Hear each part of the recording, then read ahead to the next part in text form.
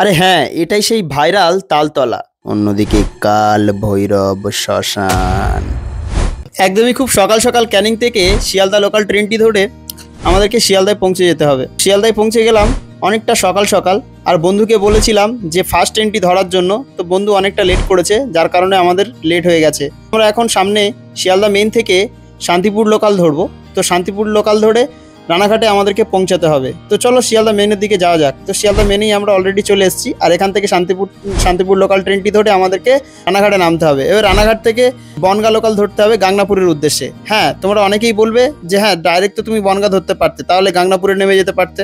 আরে বন্ধু না, গাংনাপুর স্টেশনে নামার জন্যে বনগাঁ হয়েও যাওয়া যায় এবং রানাঘাট থেকেও যাওয়া যায়। এবারে ডাইরেক্ট যদি বনগাঁ লোকাল ধরো, ও রুটটা আলাদা, এই রুটটা সম্পূর্ণ আলাদা। তো আমরা এখন রানাঘাটে নেমে গেলাম। রানাঘাট থেকে এবার আমরা গাংনাপুরের যাওয়ার জন্য বনগাঁ লোকাল ট্রেনটি ধরবো। তো বনগাঁ লোকাল ট্রেনটি ধরার পর এখান থেকে আমরা গাংনাপুর স্টেশনে নেমে যাব। গাংনাপুর স্টেশনে নেমে যাওয়ার পর একদমই পাশেই দেখতে পাবে অনেক টোটো, বলবে ভাইরাল তালতলায় যাব। অবশেষে ভাইরাল তালতলার খুব কাছাকাছি কিন্তু আমরা এখন আছি।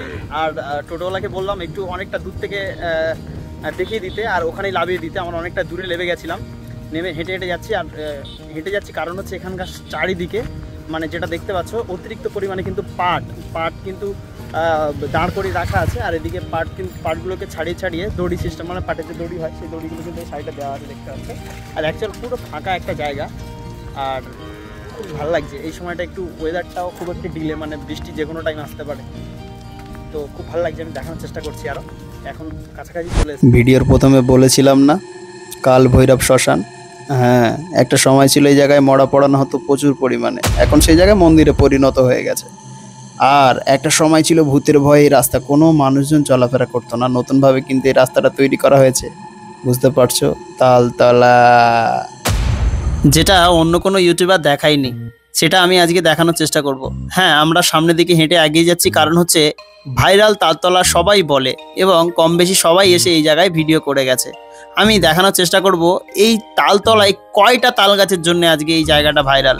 তো চলো বেশি কথা বলবো না, তোমরাই গুনে দেখে আমাকে কমেন্ট করে জানাবে। এখানে একটা জিনিস খুবই ভালো লেগেছে, রাস্তার দুই দিক থেকে, মানে যেদিকে আমি হেঁটে যাচ্ছি ওই দিকে আর যে রাস্তাটা হেঁটে ফেলে আসছি সেই দিকে, দুটো দিক থেকে যেদিক থেকেই ভিডিও করো না কেন একই রকমই কিন্তু লাগে। আর এই জন্যেই খুবই ভালো লেগেছে। তোমরা আবার ভুল করছো, বলছি না সঠিকভাবে তাল গাছগুলো গুনে গুনে চলো। আর তালতলা তো অনেক আছে, আমিও একটা তালতলার সন্ধান পেয়েছি, সেটি ক্যানিংয়ের খুবই কাছাকাছি। তোমরা যদি কমেন্ট করো তাহলে অবশ্যই সেই জায়গার সন্ধান দেব এবং সেই জায়গায় গিয়ে ভিডিও তৈরি করব। রাস্তাটা কিন্তু এমন নয়, রাস্তাটা এর থেকেও অনেকটা সুন্দর এবং অনেকটাই ভালো। এটা নতুন রাস্তা, ঠিক পিচের রাস্তা, সেটা পিচের রাস্তা নয়। আর একটি টার্নিং মানে একটা ব্যাঁক আছে, সেই ব্যাঁকের চারিদিকে সারি সারিভাবে মাথা উঁচু করে যেন দাঁড়িয়ে আছে অনেকগুলি তাল গাছ। আর এটি দেখতে না খুবই সুন্দর লাগে। আর আমি বেশি গ্রামীণ কালচারিং ভিডিও তৈরি করতে বেশি ভালোবাসি। আর এই গ্রামটাও আমার খুব ভালো লেগেছে। চারিদিকে পাট বাগান আছে, বিভিন্ন ধরনের ফুলেরও বাগান আছে, তার মধ্য দিয়ে এই রাস্তাটা গেছে।